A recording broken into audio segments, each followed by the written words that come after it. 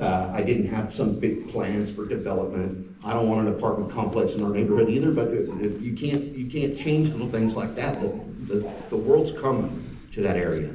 We can't stop it. What I want to do is take 5.86 acres that God told me to go buy and save some lives and to change some lives. And I want it to be there forever, changing lives. The model of the program that my friend David McLean's getting ready to explain to you is proven. It works. In 20 plus years at Living Faith, there's never been a police incident. Nobody's ever called the cops on them. The process works. One man sharing the gospel with another man and letting them know that they're valued, letting them know that they're loved. Not everybody's built for that, but I can tell you that I am. I am built for that.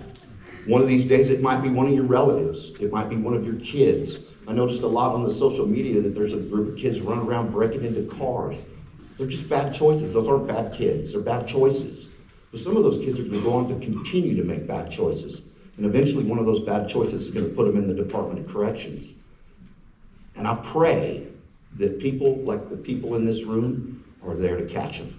They're there to tell them it doesn't matter what you did. Jesus got on the cross and he died for everything, not just people that live in a great neighborhood or people that are comfortable with their life.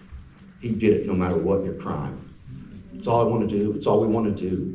We're not trying to change your community any other way. We're trying to inject some love into it and some kindness and some value. If one guy can help influence that many hands, and we bring that message to 2 other guys or 3 other guys or 4 other guys, and they go restore their family and they go change another 12 guys, 2 years from now, you might have hundreds of people who are regular citizens, working, paying taxes, loving their family, going to church, paying their tithe, caught up on their child support. Those are the things we're going to do there. It's not a DOC halfway house in any stretch of the imagination. A DOC halfway house, by definition, is a place that DOC sends you while you're still in custody. You don't have a choice to go to a DOC halfway house. They send you to one when you get low enough in security. It's not what we are. It's not what we are. It's 100% voluntary. 100% voluntary to come to our program. We're never going to receive a dime from the state of Oklahoma. We're never going to receive a dime from the Department of Corrections. We're never going to receive a dime from anybody but loving, good, decent Christian people that want to further this mission. And they've been doing it for 20 plus years at Living Faith, and they're ready to help us do it. It's not a money-making operation, folks. It's not about money. It's so not about money. That's crazy. They're not going to pay to be there. We're not going to take money for them to be there. I've invested $134,000 of my own money that I don't ever care if I get back. If it can help change a life, it was worth it. So, I'm ready to answer any questions that people might have after this. David's going to come up. He's going to tell a little bit about the structure of the program. But I can promise you there's not going to be people walking around your community. This program is structured. And a guy that's been in prison for 2 or 3 or 4 years that we've been having a relationship with because we go into prisons and we minister to these people, the kind of guy that comes to the meetings that we go to that is willing to get out and to go change his life at a place like this isn't the kind of people that you need to be afraid of. Thank you guys for coming. That's my heart. That's all there is to it. This deal's not about money. It's about Jesus. It's about changing lives. Thank you.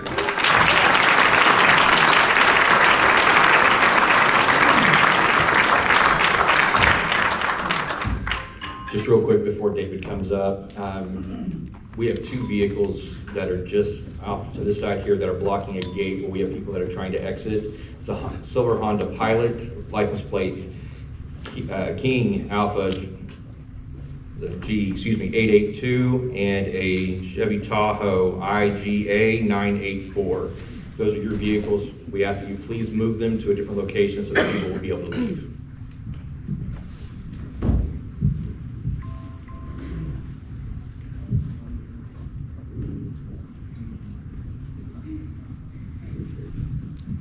Hi folks, I'm David McLean. Thank you guys for all showing up tonight, and I appreciate everybody here that's here for support, and I appreciate everybody that's here because of concerns in the community. Guys, I'm blessed to see that a community is banded together for a common cause. This isn't something that you see typically, and I understand that it may be an antagonistic common cause, but the fact of the matter is that you as a community are here together, and I'm blessed by that, and I want to tell you guys thank you for that. So I'm the guy that lives in the house. I'm the guy you've seen running around in the yard with the kids and playing, and my Sunday school class coming and hanging out and helping me do yard work. So the fact of the matter is, I did run it. Well, let's back all the way up. I was in the Department of Corrections for 3 years, 6 months, and 12 days. Before that, I was in Stevens County Jail because I made some poor decisions, because I was one of those kids that made some bad choices that led to another bad choice that led to another bad choice. But before I ever made it into the Department of Corrections, I made one good decision, and that was to surrender my life to Jesus Christ. Now, I said before I went to the Department of Corrections. This wasn't jailhouse religion. I wasn't trying to get out of prison early. Like I was willing to stand up for the fact that I did some drugs. I took some stuff. As a matter of fact, three months after I went to prison, the things that I went to prison for became, one of them, they sell on every street corner in Oklahoma City now.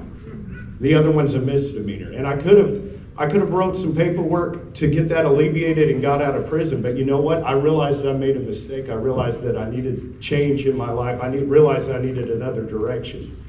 So I decided to stay. I didn't put in the stuff, and I met individuals in there that were broken, that they've been broken to the point that they didn't want to make those same bad choices anymore. And they were reaching out to God and other individuals, other Christians for help, for assistance, for guidance, because there comes a point when you're broken enough that you don't want to continue to make those same bad decisions. You see it all through Scripture. You see it all through feel-good stories. Like, even if we take religion out of it, you see it on Lifetime channel, on all of those movies. You know what? Because people really do change.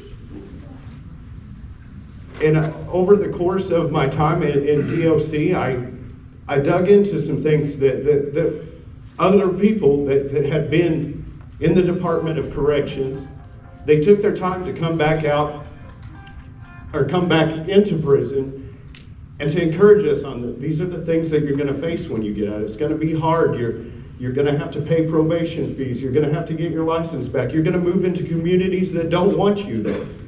They came in and taught us these things. And those were the guys that I was super, super drawn to, because they had made it out. They had continued to their life. They had gotten back into society and were flourishing, but they took the time to come out and say, hey, there's a better way. So I decided then and there, I could gone, and guys, 95% of people that are in prison right now are going to get out. Now, regardless of how you see it, Oklahoma has the second lowest recidivism rate in the entire nation at 22.6%. Now, some people will bust that up because they'll use the national average of like 44%. But the fact of the matter is that that's still a quarter of people are going to go back. That's not the guys that I'm after. These are the guys that we're after, that we want to help, are guys like ourselves that realize that they need a change in their life, that they don't want to go back to the same choices. Sometimes the family that you came from is part of the problem, so you need a new community, a new family, and that's exactly what I found. I went to that program and I locked into everything that they were teaching me, and it's a high structured program. And that's what we're modeled after, is a high structured program. Everything that the guys that will be coming to the program they'll be transported to. We've already got jobs set up for them. Right now, the DOC is working to have the guys CDLs, have trade classes and stuff. These guys have jobs waiting for them to get out. They just need a ride. We're facilitating the ride. We're not going to just have them walking on the sidewalk, walking around town. Well, like Stephen said, in 20 years at Living Faith, a super successful, high-structured men's discipleship ministry, there was never one incident with any of the neighborhoods. And the only time that there was a police officer ever in our parking lot was while he was taking a nap. There was a specific lieutenant that every Friday morning I would come down there and talk to him because he would park in the parking lot because he said he didn't want to go back into the office because the captain was going to make him do desk work. So he wanted to fill out all his stuff for the night so he could just shoot in and clock out and go home. That was the only time we ever saw any law enforcement there. And I can't speak for the entire 20 years because I obviously wasn't there for 20 years, but I was there for 1 year as a participant and 3 years as a director. And in that time, I did see 2 guys go back to prison, but they didn't go while they were in the program. It was years after the program. And they went back to prison. That's honest. So out of 50 guys that I know about, 2, but it wasn't in the program. It was years after.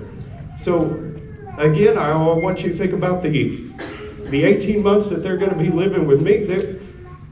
That's not the part that there needs to be worry about because they're under security. I'm going to be there, or one of my other facilitators is going to be there 24/7, because one of the things that we realize when we get out is sometimes stress happens at 3 o'clock in the morning. Sometimes crisis happens at 5 a.m. and you need somebody there to talk to. You need somebody face to face, especially when you get out of prison and you realize like there is a certain degree of being ostracized just because you have a criminal record. Some stuff that you get ostracized for because you're considered a convict, because you're doing the same, you did the same thing that people are going a block away and buying legally these days. There's still a lot of guys in prison that are in there for marijuana and all. And like I said when I started, between me and my fiance and a few of my friends, I'm responsible for 8 kids. They're on the facility. They were there at the other ministry with me. I'm not making something unsafe for children. In fact, the children get their own little role of being a minister. My son, he sees one of the guys that said, "Hey, so-and-so's trying to get his kids back because he's been out of their life for 5 years. Let me go down there, Dad. I want to go talk to him." And he goes down and dumps his Legos on the ground and says, "Hey, get down here. I want to show you how to play with your son so that when you spend time with him, you're not clicking away on your cell phone on Facebook." I realize that there is a great degree of fear there, and I want to hear your concerns about the actual operation of the ministry, and I would love to answer your questions. But I just wanted to let you know, the halfway house, like Stephen said, is a place that they require guys to go, and there's no vetting process, nothing. It's just they're about to get out, and probably because the state wants to make a little bit more money off of them, to be honest, right? But this place, the guys that are going to be at this place, they're 100% free men. They could move in next door to you, and you'd never know it unless they move in with me. In fact, I'm sure that many of them have gotten out of prison and live next door to you now. But the fact of the matter is, when those other percent that's not 22.6% that are going to recidivate, when they get out, they want to lay low. They don't want to go back, because Oklahoma is almost as bad as Missouri about that. Like, we're going to show you, we're going to hit you with this time for a nominal thing. Like, the Department of Correction works because guys, it's uncomfortable. I've been there. The food's bad, it's cold, but there are some good people that have changed their lives in there that are willing to do what's right. And when we get out, we want to lay low. Stephen and I wanted to lay low, but God said no. God said go. God said build it, and that's what we're doing.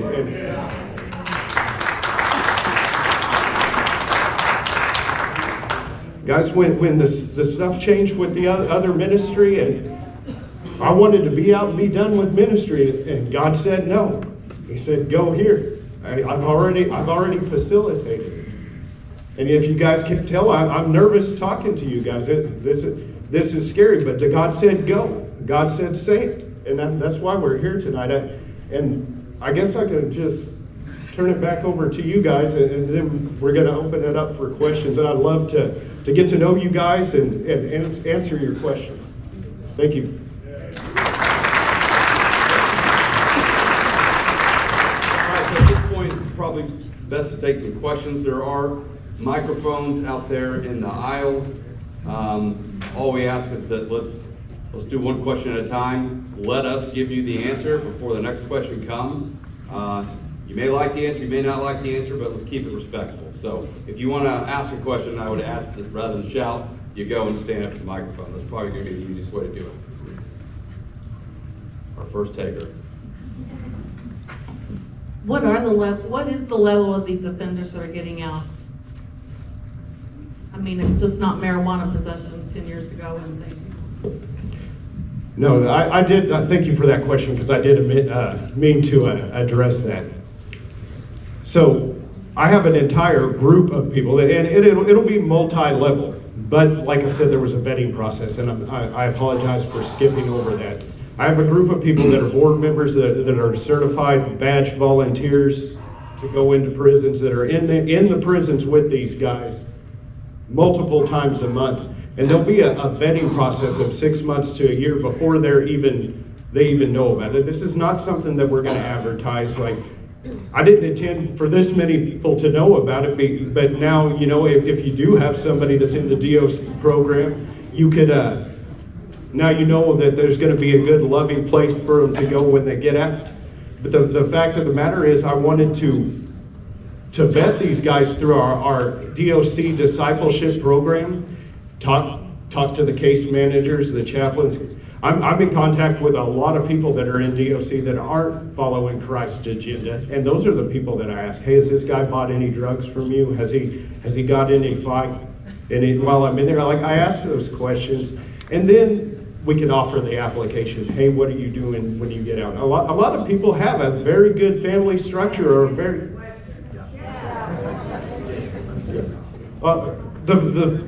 okay. So the question two as what level of offenders will be allowed to come to the program? We have all agreed with the lawyers and with the city council people that we would concede to not have registered offenders on the property at the house. There is some discussion of violent offender, because a violent offender can mean a lot of things. If you get, so, that's what yeah. There's a microphone. Yes. So a registered offender is a sex offender, sir, to answer your question. There is some question to the topic of violent offenders. If you have a misdemeanor domestic violence charge because you got in a fight with your girlfriend and she called the police on you, you are a violent offender. If you get in a fight at a bar on a Friday night drinking with your buddies and punch a guy in the nose and you go to jail, you're a violent offender. There's many levels of violent offender. I can promise you the capital murderers probably won't be coming there because they're not getting out. So we're going to cater to the folks that have release dates. We're going to cater to the folks that are getting out. We're going to vet them thoroughly through our process. And the kind of people that you would need to be afraid of in your mind aren't the kind of people that are going to want to go to a program like ours anyway. So we can 100% without a doubt tell you there will be no registered sex offenders at that property. Judge, you're saying you're a little bit too close to two schools. There is an ECC, which is pre-K and K, and there is another school pretty close, elementary school. Then you have daycare, and now you're saying there's going to be, there might be violent offenders. I mean, isn't it there better location? I'm not saying not that these people don't deserve a chance, but you're so close to schools.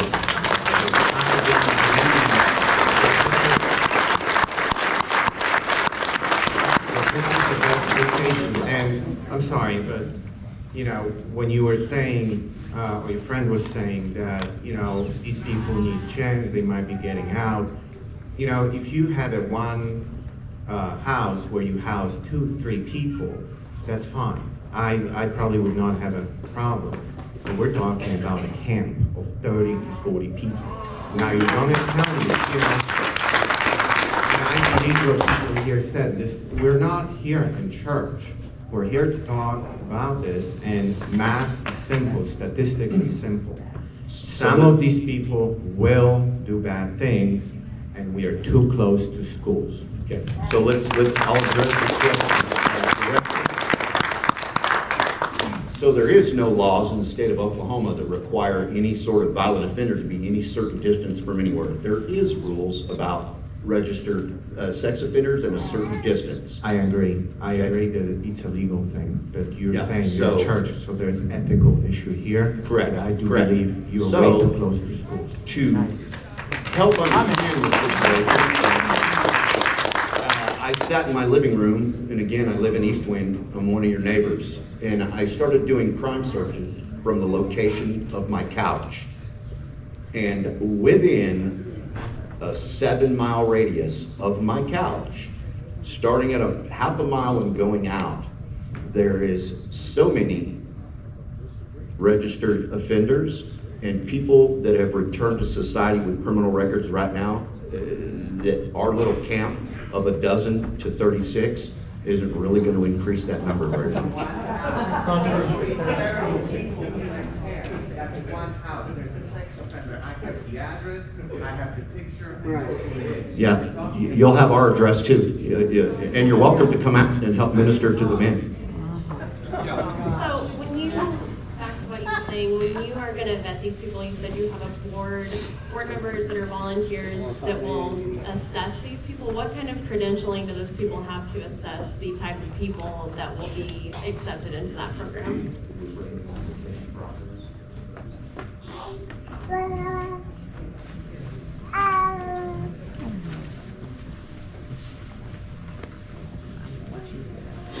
So, I brought all the documents that pertain to the structure, the rules, and the running of the program, including the vetting.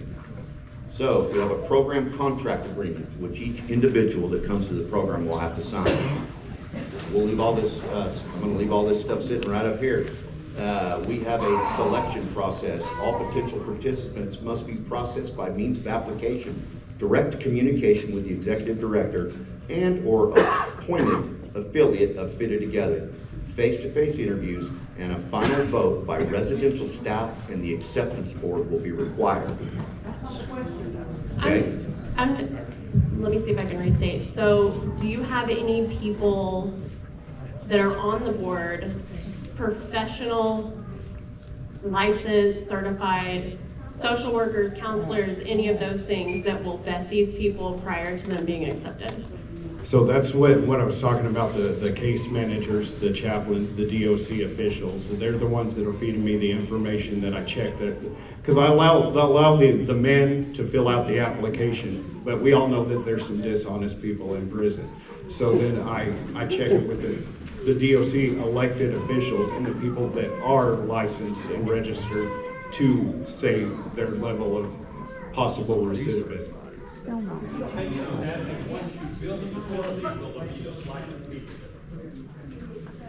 No, the licensed people are what determines if I'm going to have the people, when they get out of prison, move with me or just move off into their own. Like I said, I'm not trying to make this come one, come all, everybody that wants to come live. Like out of 40 people that apply, there might be one that gets accepted. I said no. I did answer the question, man. No, microphone, you ask a question. Well, he isn't. First, I would like to say, I am a Christian, and I kind of find it offensive that everyone acts like that I'm a bad Christian for not wanting this in my backyard.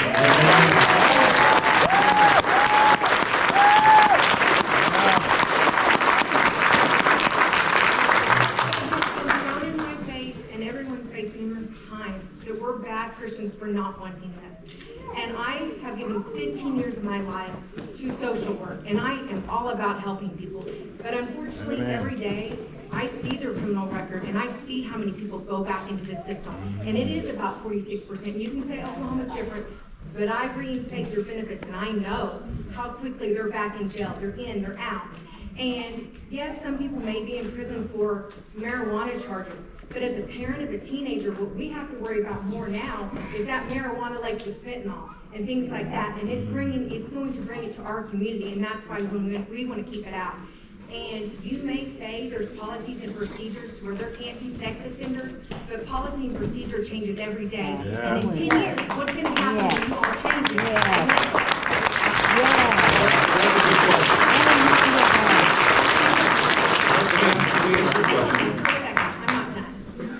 And in 10 years, when you're not there, who's going to fight to keep those sex offenders out? Because we know it will change. And then once that facility is built, there is no stopping it. That's where you're wrong. No, she's not. With all due respect, you are. And the reason you're wrong is because the PUD, your question is who will be there to fight it? The PUD, if approved, is approved by ordinance. That means it is the law. So the city would be the one that would be held to enforce the ordinance. So the city would be this.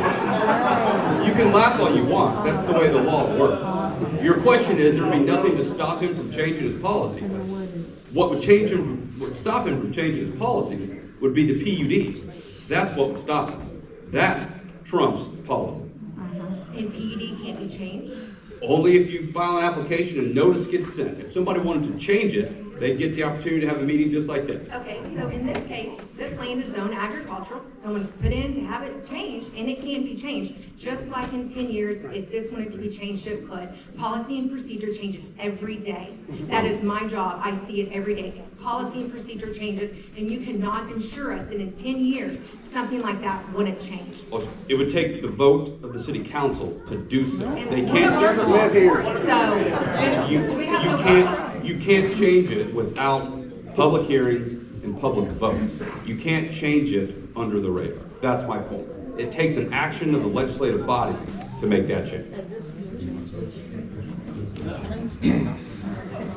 Let's maybe alter. Yes, sir. There's a couple questions.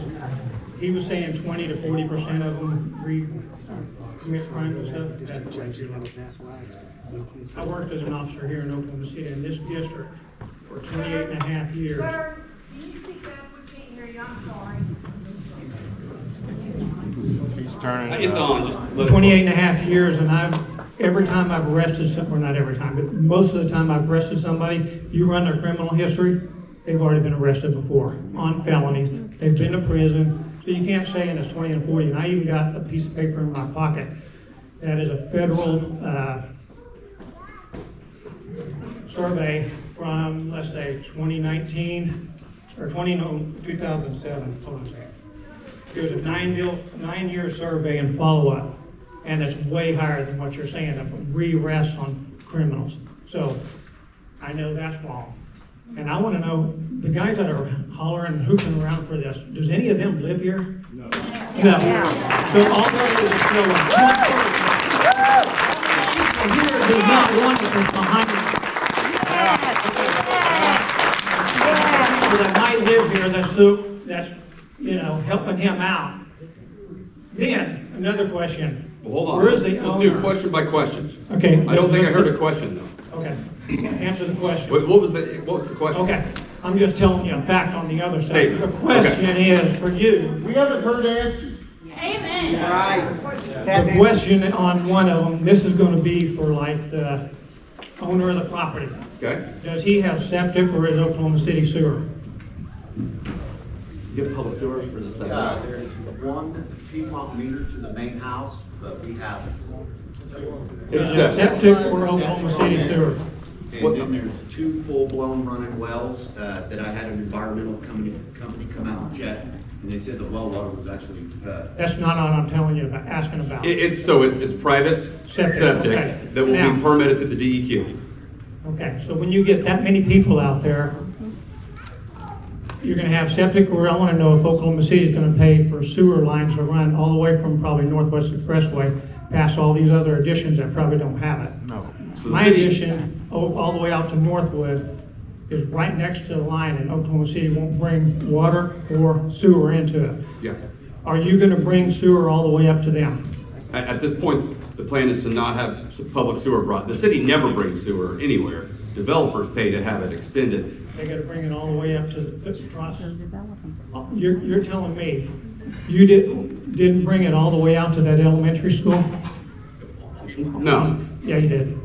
well, Yeah. I didn't do anything, Okay. but, no. You know The exactly city, what I'm talking about. the city They doesn't brought pay to sewer out extend and sewer. water out to there. Sewer exists in the area.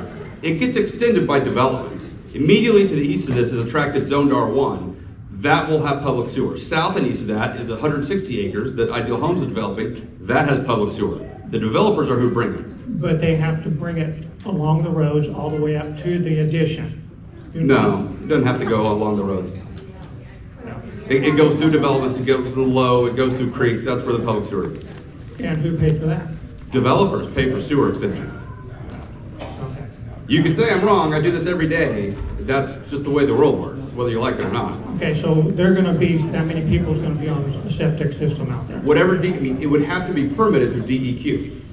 So DEQ is the state agency that regulates private sanitary sewer systems. We will have to get it permitted through them. They will be the one that ultimately tells us if the number that we anticipate is not eligible based upon their rules, then perhaps it's less, but it's permitted through the state DEQ. Okay. Thank you. Yes. Pardon me, I have to sit on my tippy toes. It's easier to see on my tippy toes. So, my name's Brittany Anderson. I'm well known in this community as a pot stirrer, which is just fine. Nobody is discounting your ministry. I want to make that abundantly clear. I can see this property from my driveway, and once again, nobody is discounting ministry. We just don't agree with the location. That's all we want, is it moves somewhere else. It doesn't have to be here. Jesus talks to me too. I brought a homeless man home once. You should have seen the look on my husband's face. I've done it. I do things because I'm told. So I understand that, and I don't want that ever discounted by anybody. But with a community like this showing up and showing you that we're not okay with this, I hope you have open ears and open hearts to maybe at least consider moving it somewhere else. I looked at properties, there was at least 10 with the same budget, same house size, and either equal acreage or more that would be suffice for this type of ministry in the same vicinity of Oklahoma City. And they're not near any schools, they're not near Piedmont community, and you probably won't have an outcry like this. Again, I'm in support of ministries like this. I cannot support it going in this location. Thank you.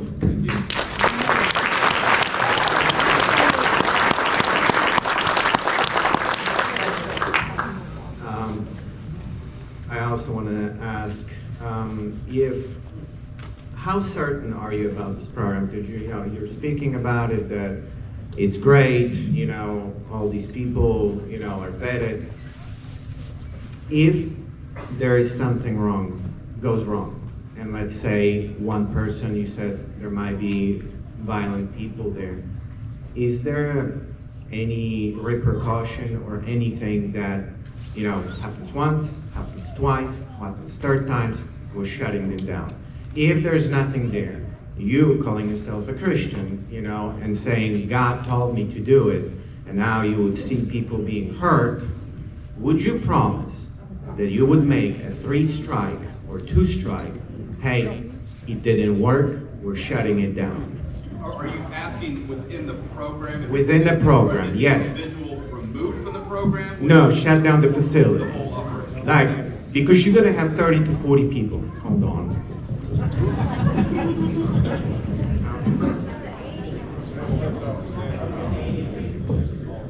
What I'm saying is, you're gonna have 30 to 40 people. I don't believe people change. I do believe people will go to prison. And when you have small community, 2 to 3 people in a house, I do believe they wanna stay low. When you're gonna have 30 to 40 people, I do believe there's gonna be more instigators, there's gonna be people within that population that all wanna go do bad things. Prove me wrong, that's great. But if there is gonna be within the program, and then you said it's gonna be 18 months, within that 18 months, let's say you get first batch of people, I don't know how it works, you work with them, let's say a child gets hurt because they were walking to 7-Eleven, something happened. Is there any repercussions for the program that they will say, you have 2 strikes, and we'll shut it down, and if not, you as a Christian who says, God talks to me, God told me to do it, great. The God doesn't talk to me, so I don't know. But will you as a Christian doing ethical thing say, this did not work, I'm sorry, I'm shutting it down?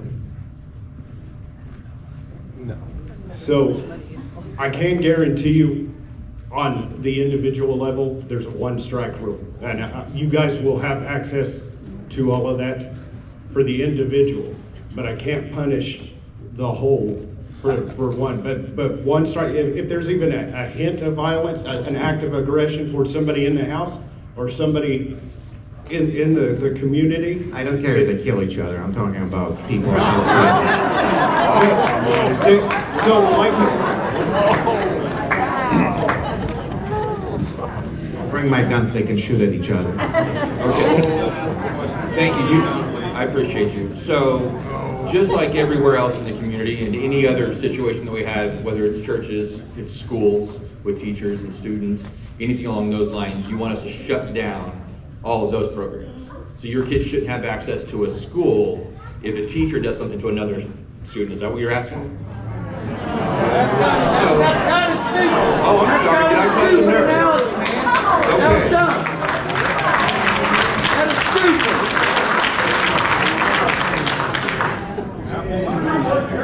Oh my God, really? You're right. I'm an elected official and I represent them just like I do you. And you'll get your turn. And if you'd like to talk, there's the microphone. your turn for the next election.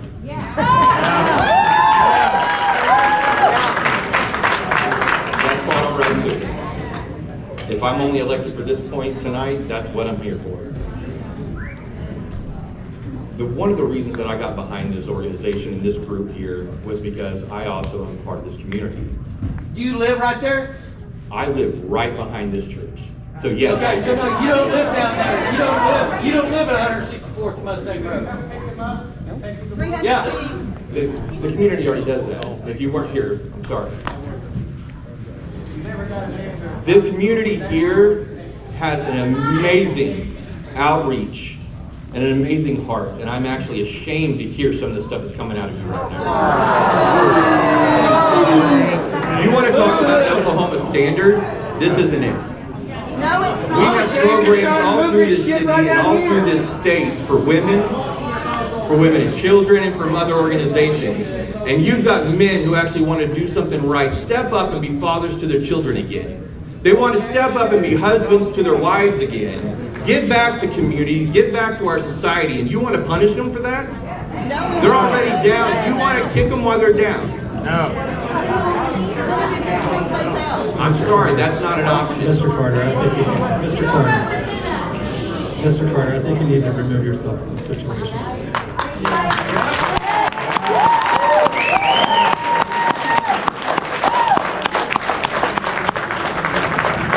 Kurt, if you'd like to talk, you go ahead. Yes, I just want to clarify one thing. I have been a former mayor, and I will let everybody know that a certain percentage of any PUD can be changed by city staff without public notice. So, Not in Oklahoma City, not items that are specifically negotiated. Sure you can. What? It is Oklahoma City. It sure is. That's why you control everything. Talk about the money. It is within the city of Oklahoma City. They are the jurisdictional agency that covers zoning for this piece of We property. can read that. Talk about the money.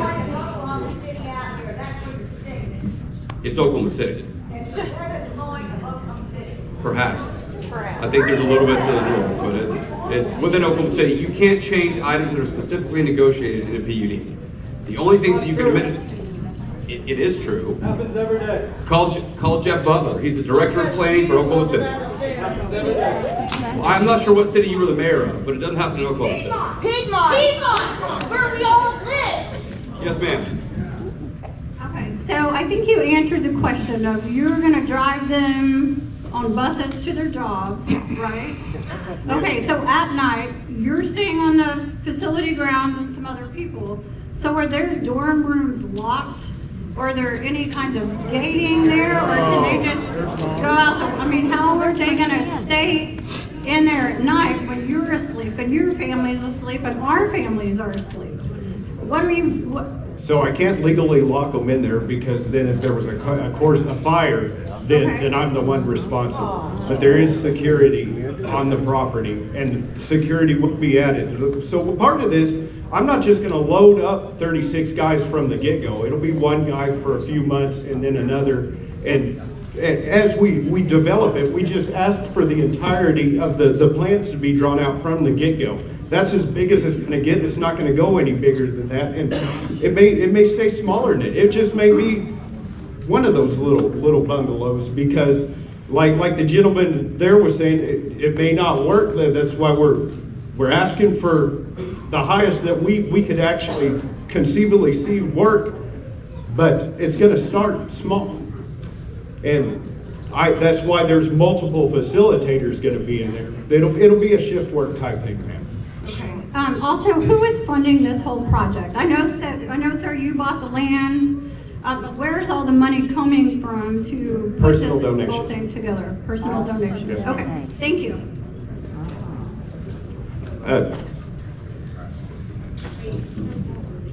I'm sorry, I think I can speak for everyone. We're here because we love Piedmont, or I found out just recently I'm not in Piedmont, I'm just on the border there in Northwest Expressway, and I was really sad. I moved to this area because I love Piedmont, I love the people here. My kids are in 4 different schools, all in Piedmont schools, so we're here because we don't want it to change. We want our kids to be safe, we want to be able to, I don't know, I just love it here, and I'm not wanting this. And so I think I can speak for everyone else that we're like, and I just want to say one more thing, like you guys are getting defensive and sarcastic, and I'm trying to talk, take a breath, like we're unhappy about this, and so we're trying to fix this. So my question is, are you guys going to change your mind from what we're saying? So part of this whole thing is so that we can hear your concerns and that you could hear the truth of what we intended to do, because I realized from reading online and stuff that there was a lot of misinformation about what this was. So yes, we are here to hear you as well as you hear us. Yes, we are listening. Are you going to change your mind from what we're saying? Are you going to listen to what we're saying? No. Okay, that's so why are we here? What's the average length of stay, the age of the person that we're coming in? And I'm just like, how do they graduate? Who determines that? Or are they just welcome there as long as they need to be? I mean, what are the parameters of this is when they're ready to go? So 18 months is about what it takes to get relicensed, to be established in a career, to have enough money put in the bank to be able to put a down payment on rent house or something. And if a guy is not ready in 18 months, they can, at the other ministry, they said, hey, can I stay another 6 months? Well, I'm not going to deny them who it, but the age range, that was one of the things we moved out here for. I'd like to be able to take some older guys that are able to do not just trade work, that maybe need a desk job or something. Like I said, we have different jobs and stuff set up for them. So the age range will be a little bit older at this ministry. Before it was between 30 years and 45 years, but I'd like to go a little bit higher on the age range with that, sir. And then on the vetting process, you were just talking about it. What is the, again, average, because I know there's going to be highs and lows, but what's the average length of incarceration for the people that you're vetting to come out?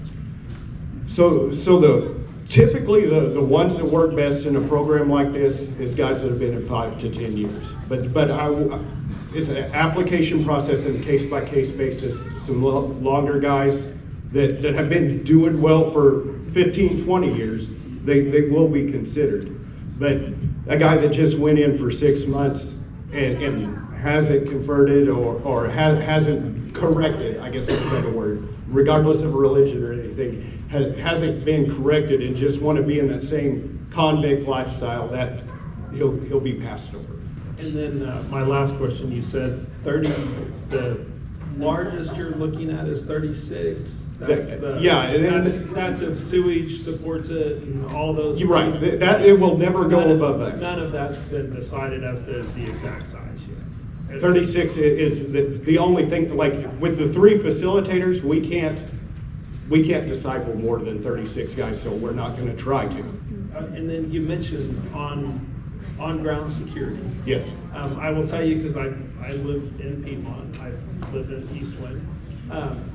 One of the things, we're on that border, so if there was an emergency crisis, would that be Oklahoma City responding? Would that be Canadian County? We know that's not in Piedmont District, and there's not much patrolling out that way anyway. Exactly. So they're telling me it's Oklahoma City. Okay, and then I don't know if anybody has ever had to call the police in this area, but it's not a really rapid response time, and it's not necessarily their fault because they're pretty far away, unless they're in the neighborhood. Thank you guys, but that was just the only thing. Is there emergency procedures in place, or is this something that they're notified of, that they know, hey, we need to pick up 1 patrol per shift out that way in case, or I just literally am just asking if there's. And that is stuff that as it progresses, like we said, we had to approach the zoning first. And before I start putting guys in this house, that stuff will be facilitated. Okay, thank you. Thank you. I'd like to discuss a little bit more on your security for your proposed area. What are your plans? I heard security guard, is it private security? Is it Oklahoma City police officer on shift, full-time? These men are free. So what is I know DOC halfway houses have very strict rules. They're not able to come and go as they please. What are your rules that are going to dictate with them to walk by my house to go get a pack of cigarettes? I have 18 children just on my block, under the age of 9, just on my block, with another one on the way. So what are you going to do to make sure that they're not walking past my house, a violent offender? Isn't it free to just walk by my house and get into mischief? What are you gonna do to protect our kids? So there's really no need for anybody to walk from my house towards town, but as far as Down what? Mustang Road to 7-Eleven is the closest gas station. There's no need to walk when we have transportation set up for them. Outside of just taking them to and from work. Yes. So at the other ministry, I operated a couple of times a week because in the area that ministry was, I don't know if you guys are familiar with the old Ramada Inn next to the Cowboy Museum. I saw the location. There's no supermarkets. There's houses all behind there. There's a school a quarter of a mile away. But there's no shopping centers and no supermarkets. So we drove the guys to Belle Isle and to the different supermarkets and stuff a couple of times a week. And that's what I'm going to implement here is there's no reason for my guys to go into the town of Piedmont when I can take them to Walmart. But they're on still going Express. to be. What's screaming? They're still going to be able to, are you putting restrictions in your contract that they're not able to come and go on foot? You will be driven somewhere by our people. Yes, that is in your will contract. That's in your contract? The transportation requests and all of that is written in the contract. Okay. These are people that are free. I understand that. I understand that. So they can go buy the house next to you. That's fine. These are If they can friends. afford it, that's fine. But I'll know their name, and I'll know who they are, and I know what they've done because I can look it up on OSCN. But these people, I won't know who they are. I don't know what they've done. So how can I look up 36 people every 18 months to see who's rotating in and out by my house?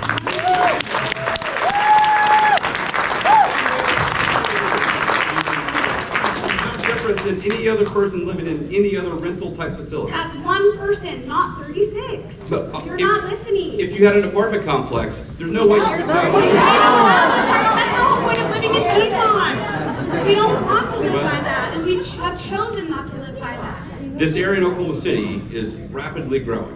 And massive change is on its way. Sounds Midwest City. Sure it will. Yes, sir, on the left.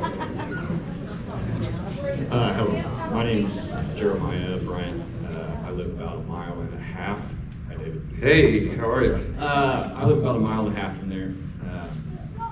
I would like to start by saying, if the conversation is going to be productive to my Piedmont neighbors, let's try to understand that while emotions are running high here, if we're going to have any kind of productive conversation here, it's not going to be had by yelling. I am concerned. Speak louder. I have 4 children that are 11, 8, 6, and 3. Is there any chance that you consider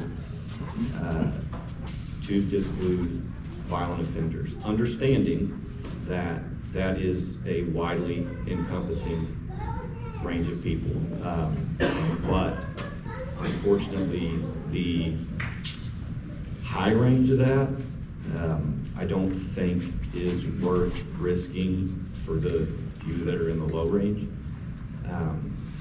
Assuming there's 36 people there, over the span of the next, however long they're in there, over the next 20 years, if one of them is a violent offender and is a repeat offender, and only one, let's say that hundreds of men go through there and they are rehabilitated and turn their lives around and do all the things that you guys are working hard to help them do, which I think is a good thing.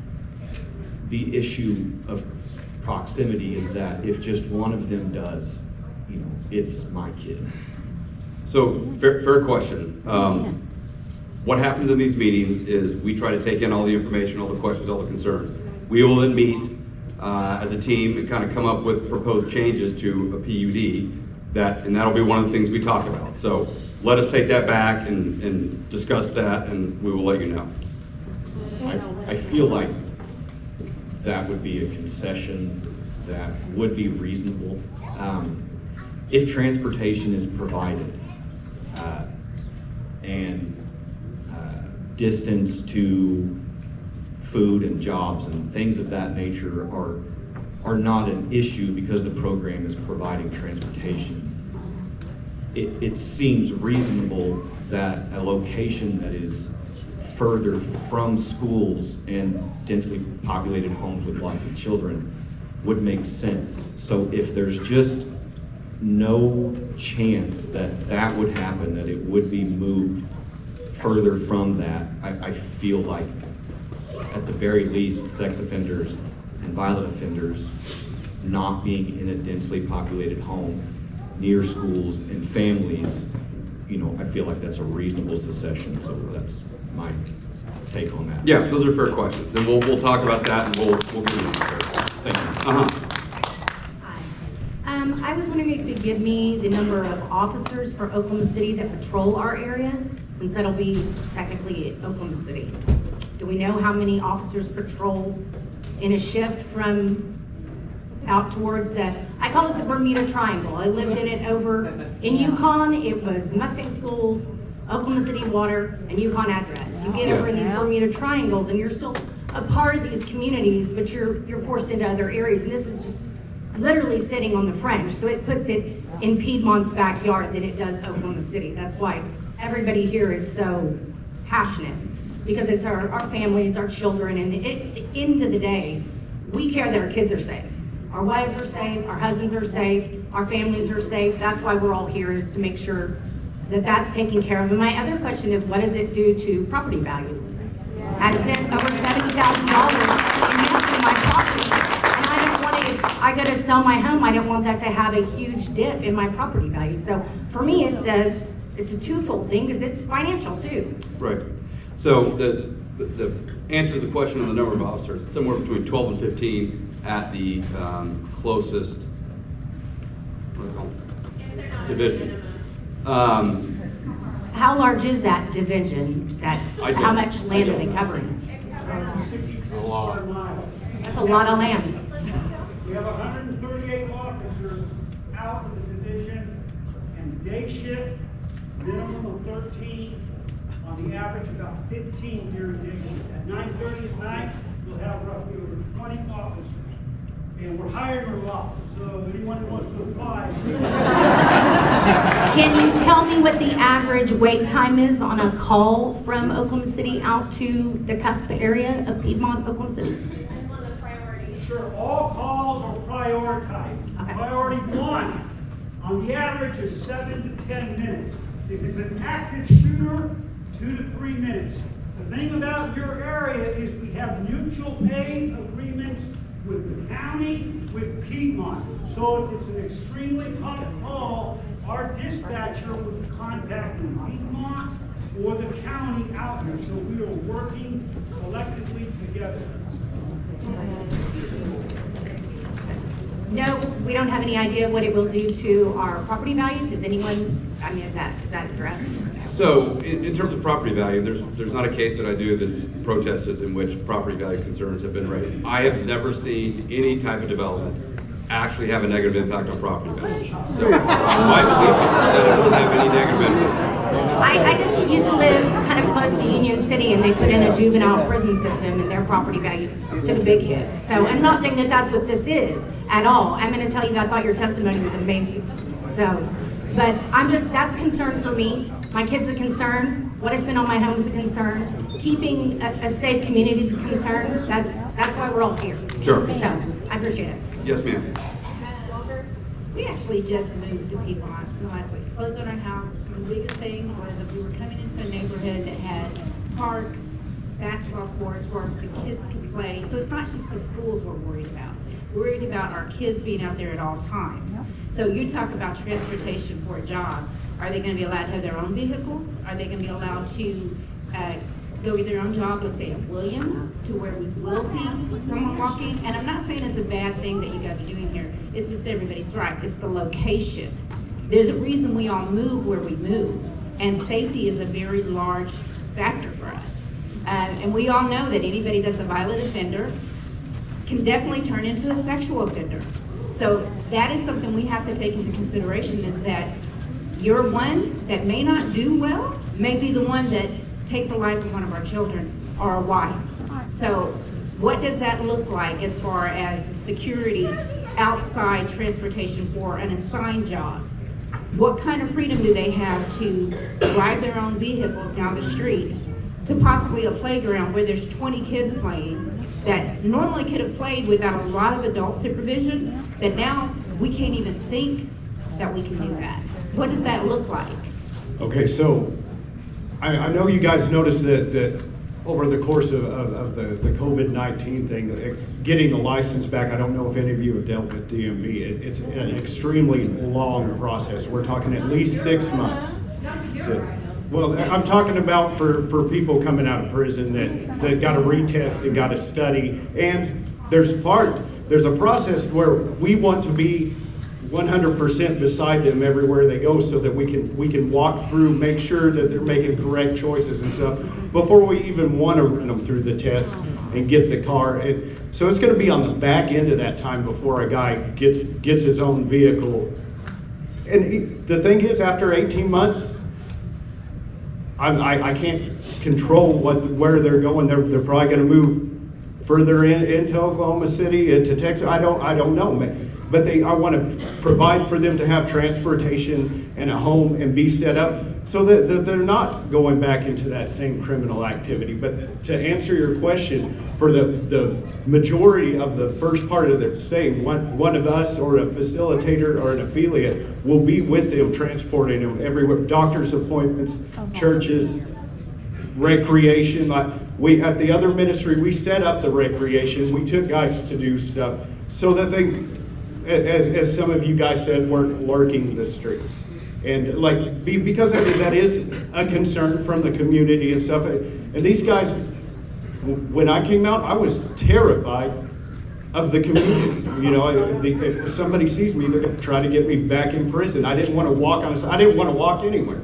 I asked everybody for rides, and we want to provide that for them, and we're going to provide that for them. So I hope that answered your question. It does, and I have a question to go along with that. So let's say they do find their own job, Williams, Sonic, or even a job that is close but that you're aware of. Will you know if you take them to work that they're actually at work the whole day?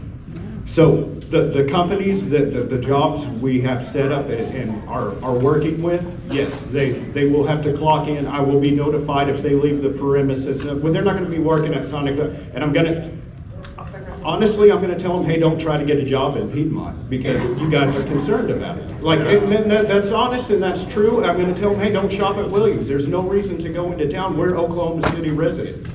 And that's just being truthful. I know you guys are concerned on it, and I want to meet you in your concerns. Well, and that's, I wouldn't want to see them feel like prisoners, because you're at their free men, they're getting another opportunity. But we also know, even children, you're off at work, school, they may not stay there.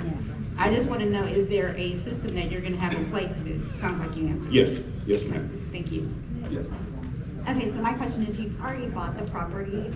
Do you plan on having people there even if the rezoning doesn't pass? No. It's my home. I mean, he'll live there, but we But can't. I'm saying you won't have anyone there with you. I'll have get-togethers just like, I'm sure some of you drove by and saw that we had my Sunday school had a church, or my Sunday school group had a cleanup, and we will have barbecues, which you guys are invited to. Are you allowed to legally have a certain number of men live there with you? No, we can't If have you a don't- group home use unless Okay. it's approved. Right. Okay, and that's one of my concerns, is the rezoning. Huh? How many of your facilities are still active? Are they all doing well? Have they all succeeded? The other one that I used to work at is active under a different owner or operation. Because my concern is that if this property is rezoned, then your facility doesn't work, then what goes in there? What are the options? Like, can So- we have a DOC facility at that point? No, a DOC facility can't go to it. Once a nonprofit goes under or whatever, it has to be given to another nonprofit. Okay, 'cause I would Charity. prefer to keep it zoned How many locations have you had to rezone? Do what? How many locations have you had to rezone? This is my first time of building a right. ministry from scratch. Mm-hmm. I got elected. We'll talk more about that in April. If you want to ask a question, go to a mic. I will. Left, yes. I understand, not a halfway house, free men. So my question is based on that understanding, and I'm trying to understand what's going on. I missed the first 15, 20 minutes, so I apologize if we covered this. You mentioned that you're in discussions with respect to the violent offenders, and that there's a concession not to have registered offenders on the property. And I also understand the legal process in changing the ordinances. What is the status of the discussion with respect to violent offenders at this point in time? Recognizing you said you're going to go back and discuss it today, but where are you right now within that discussion? And to go along with that, I recognize they could come out, they could move into the house next to me. I think the question and the reason for the concern is the fact that the volume of people in one location and that, the potential that it creates from that. Okay, so are you asking to, like, since the question that was asked, would we consider writing it, where is the concession at as it stands?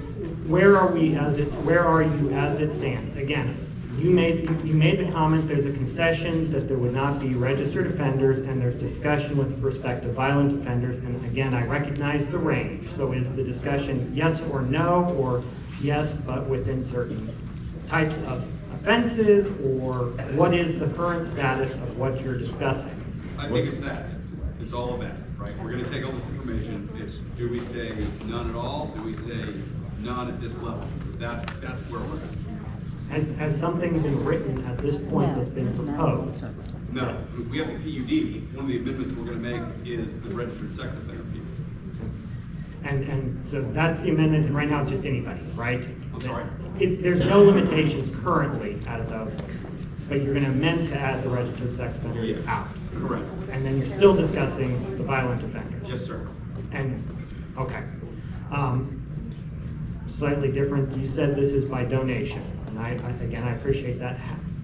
How does that work? Is it you're set up in a trust fund? And I don't want to get too much into your business, but at the same time, the making sure that it remains up to code, up to standard, and available, and doesn't just turn into we ran out of money situation? What is your plan to make sure that the long-term aspect as far as donation-based operations?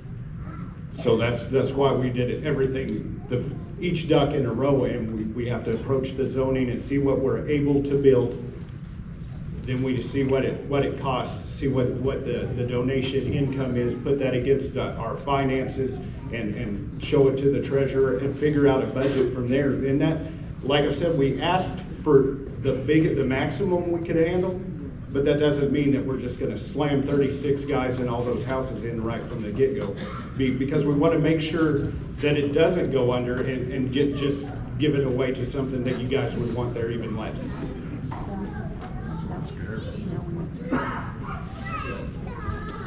Can I ask your name?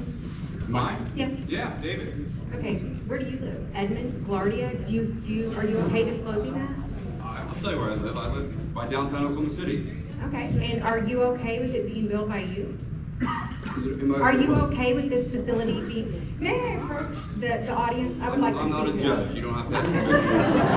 I don't need you to be rude either. Ultimately, folks, this is a zoning issue, and if we don't want it to go through, we all have to go to the meeting with Oklahoma City on April 13th and advocate for this. 1:30, first floor of Oklahoma City Council. You can get up and you can speak at that meeting, but all complaints must be in writing. You cannot call, because I've tried to call. If you disagree with it, or you agree with it, however you want to be heard, you can email subdivisionandzoning@okc.gov. Subdivisionandzoning@okc.gov. That way, your complaint is heard. These gentlemen and women have made it very clear that they don't care about our opinion.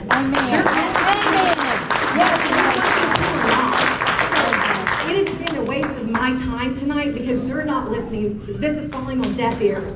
So if we want it to not go through, I suggest you attend the real meeting, April 13th, and send your email in writing and advocate for our community. Let me answer your question. So I live 12 blocks from the Oklahoma County Jail. So, How many cops are running around Oklahoma County Jail? Bob? Okay, you chose that, we didn't. We've all lived here, and we didn't choose this to be in our backyard. We're blaming you.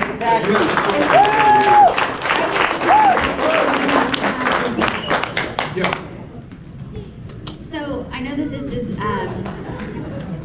it's a zoning issue, Yes. right? And so it's currently agricultural, and what would the new zoning be? so it would be a PUD. So it would be PUD 1936 if approved. Okay, I guess what I'm questioning is, like right now it's not zoned for multiple, Correct. like a multifamily home or whatever. It's zoned agriculturally. Exactly. Right. Okay, so if this zoning changes, is it just for that one property or Yes. for, okay. Just for the legal description that we submitted, so it's just the one tract. One of my concerns, I won't say my only, one of my big concerns is that if the zoning of that property changes, it sets a precedent for properties surrounding. Right. And if you bring in this particular facility, it makes it that much easier to bring in like an apartment complex, which we don't want. Yeah. So, And we don't have anywhere near here for a reason. so there is no precedential value in a zoning case, right? Every zoning case stands on its own. What I would tell you is, in that section of land, almost all of it now is zoned. So the southeast quarter of that section is a large development that was approved within the last year. Single family home development. Single family home. There you go. The 80 in the northeast quarter is zoned for single family homes. So there's not a lot of land left in the section. But multifamily residential, because this got approved, doesn't lend itself to being able to be approved. Now I do want to, we have about 10 minutes, so. What's the acreage again? Of 5.8. Okay, thank you. Yes. Speaking of the program itself, I'd like to know what kind of assessment tool that you're using. I'd like to see it even posted in the newspaper that shows what you're tracking on this gentleman, something other than the good old boy system. Do you have some kind of tool? You already said you didn't have somebody certified and licensed. You said they're evaluated, assessed before they leave where they are. How do you monitor that other than, hey, dude, you're good?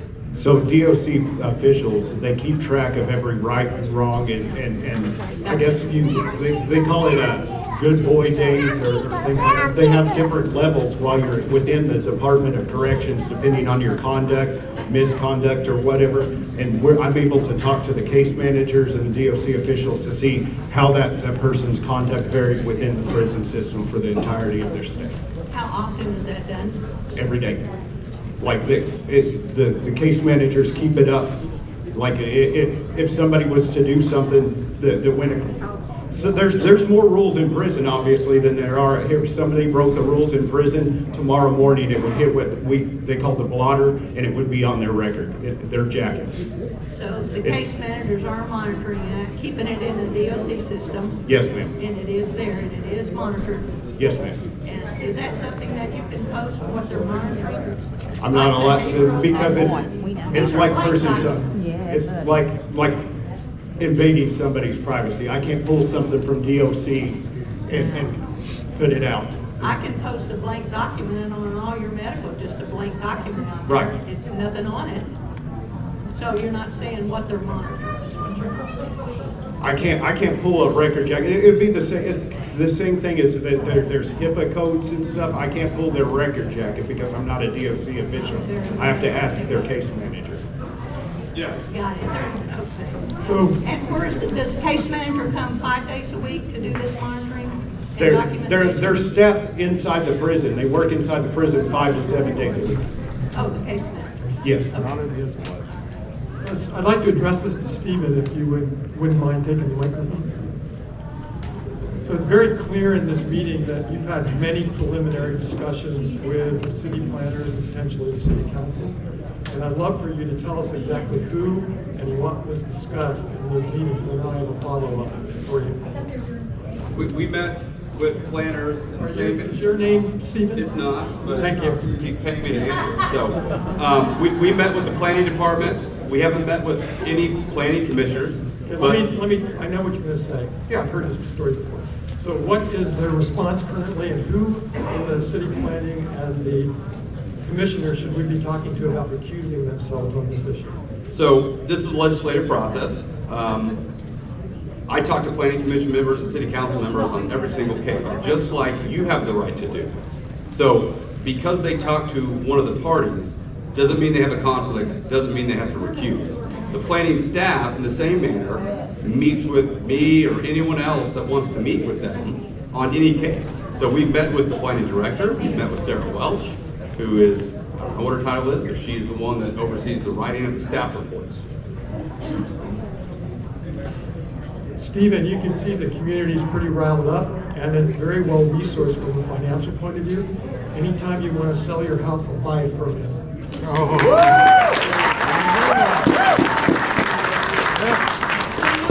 heard this question before, but I really feel like it wasn't answered. So since they're free men, they're free to go out as they please. Like, there is nothing keeping them there. I just mean like a yes or no. They can. Correct.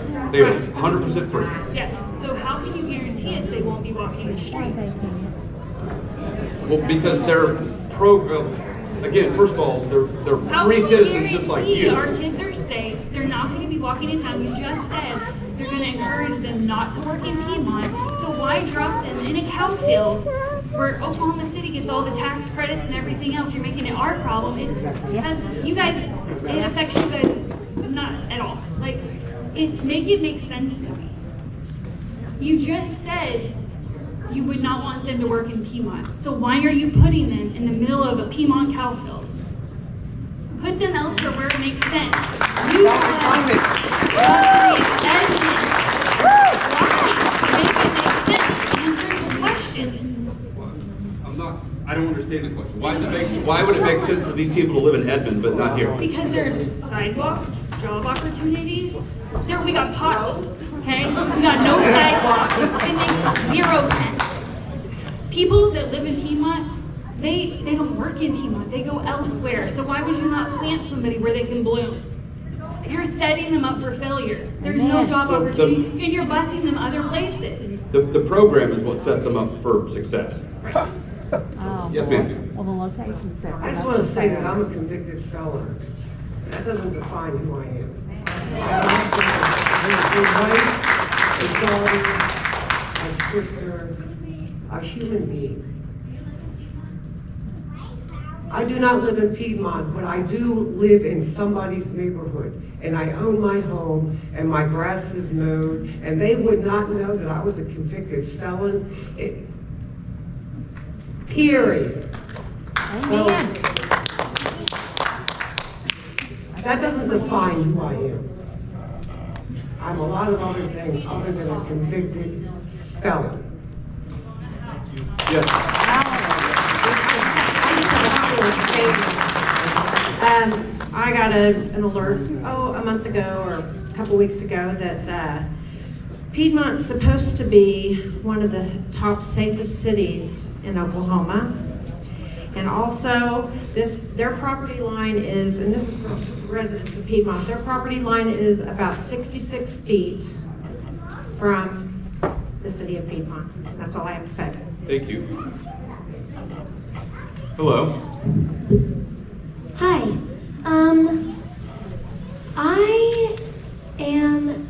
I live in Piedmont, and thank you all for the people here who are fighting for the kids. I have a question. Why is this city going to help this thing that you are putting in for us going to help me and make me safer?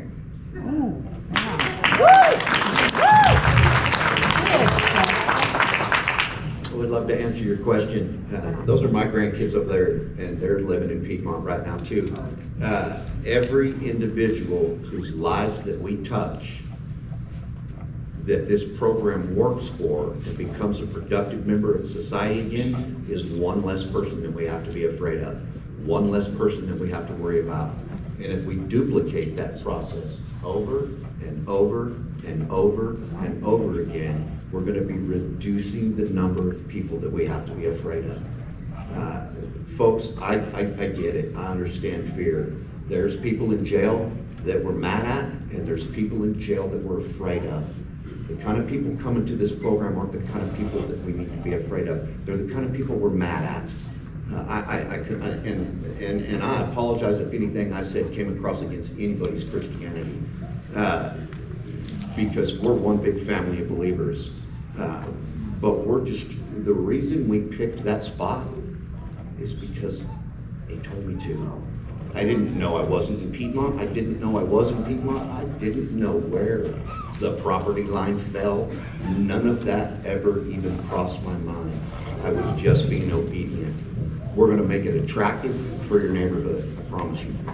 Yeah. Okay, little question for David. Yeah, which David? David, you're going to be living at the facility? Yes. Are you married? I'm engaged right now. My fiance's down here in the So front do row. you have children? Between us, we have 8. Will they be there as well? They're always there. They have been. You've seen them in the yard with me. And they will live there with you? My son lives with his mom.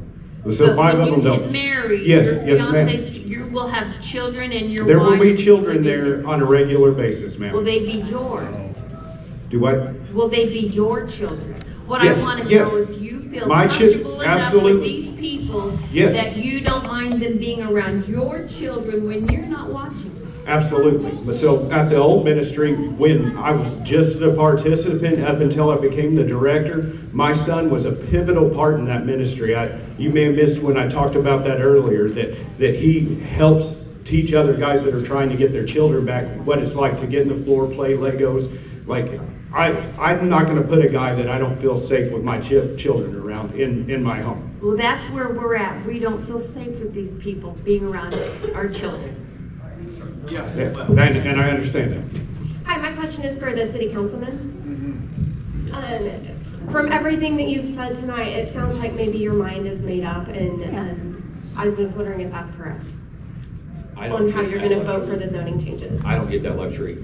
This goes before our planning and our zoning commission long before it ever even comes to my desk. So it has a couple different steps before I ever even see it, and it has to be approved along the way. If it doesn't get approved there, it never sees the light of day for me. What if it does get approved and it ends up on your desk? I'm one of 9 votes. Correct, but is your mind made up? It is not. Okay. How many other of the council can you say mine is not made up? This has, minus the emails that we've received over the last few weeks, this hasn't been something that's been discussed yet. Okay, thank you. Yes. Hi, my name is Becky, and I have been in the Piedmont community for quite a while. I live in Eastland, around the corner. And a couple of, I think, clarifying questions would be helpful. They've talked about these gentlemen will be free. And so if they're not coming to this facility, it is correct that they would just go into the community, correct? So they are, okay, so they're choosing this facility, correct? They can go wherever they want. Right, absolutely, clarifying that, because I think people think that they're still in the system. So this is, they're not. They are choosing this as a method to reintegrate into society. A lot of that's called transitional living. I used to work at a group home for sex offenders, and we did that. And then also clarifying, people are really concerned.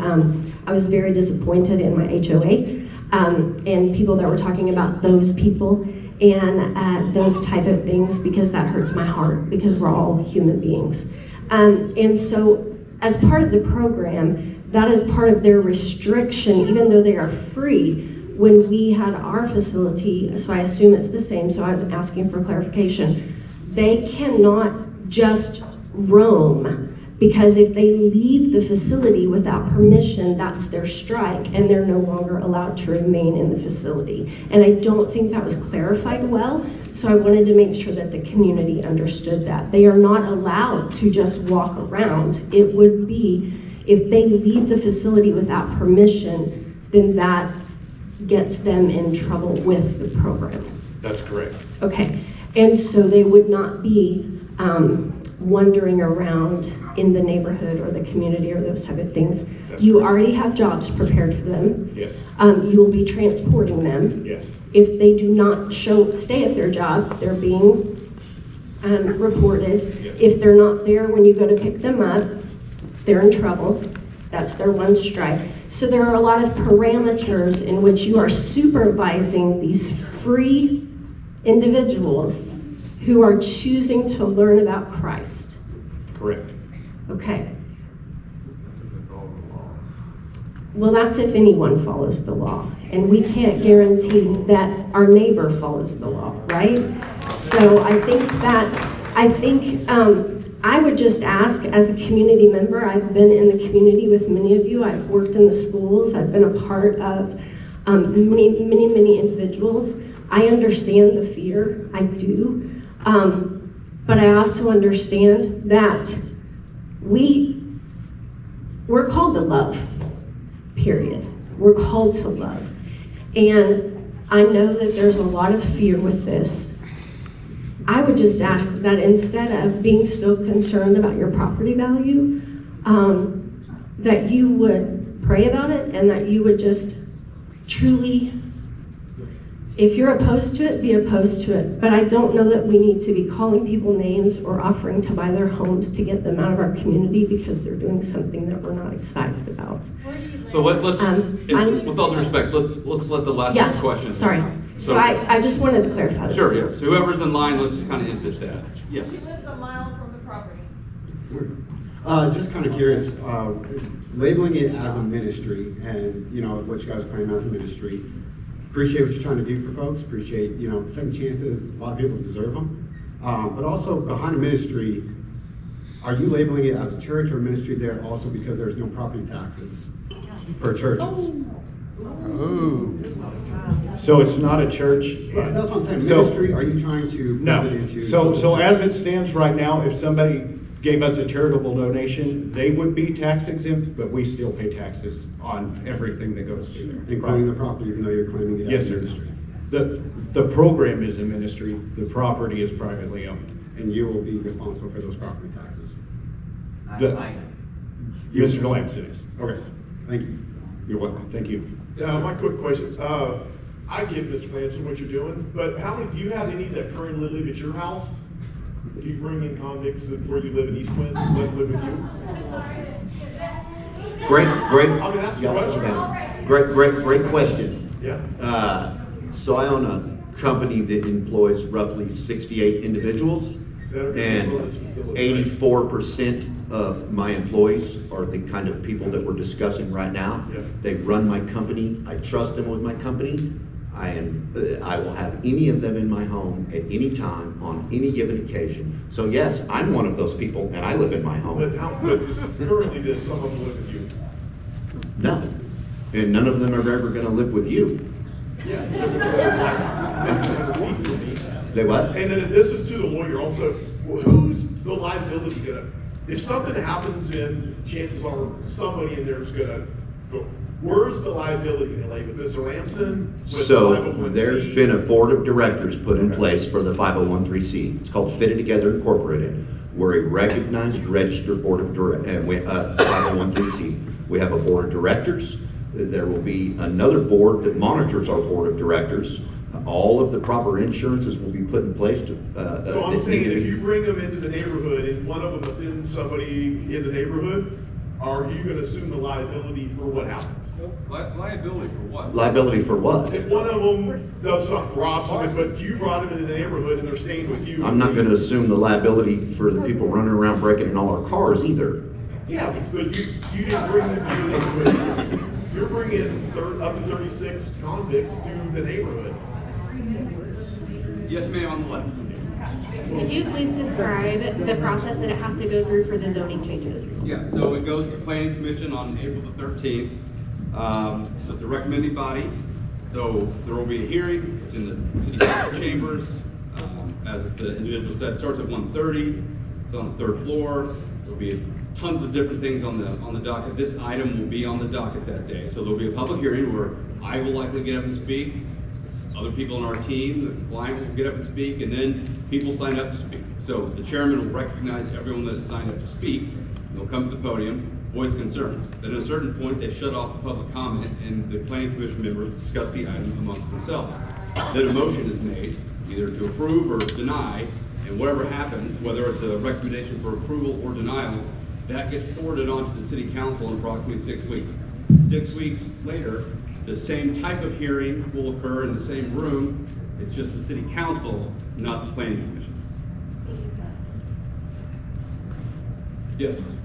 Hello, I have a comment, and then I also have a question. Start with the comment. My first comment is, well, first of all, I've lived in Piedmont for over 20 years. I work in Piedmont. I've raised all 3 of my children in Piedmont. On a daily basis at my work, I have people coming in. This is a hot topic, obviously, and a concern one. You'd address, of course, children's safety, and our safety is the priority. Property value, you talk, this kind of got blown over. Every single person, and I'm talking hundreds and hundreds and hundreds a week, have said, I would never buy a house near this facility. It's true. Doesn't matter what kind, it's got the reputation, that's a sad thing maybe, but it's true. People's property value is gonna tank. And you could raise a hand right now and say, who would buy a house near this facility? Anyone right now? Very few. Not too many, because I'm telling you, yes, not very many. Now, my next question is to the gentleman that proclaim to be Christians, and I'm a Christian myself. But being a Christian, you have to weigh the pros and cons of a decision. If your con is it brings more strife and grief and fear and heartache to people than it will do good in the end, it's probably not the right answer to do it. And you have to live with that. There's more concern and grief and stress over this decision than I think is not the right thing. And that's why I ask you as Christians, if God tells you to do this, that's great. But does God tell you to do something that causes fear and stress and grief and heartache in your community? My God doesn't do that.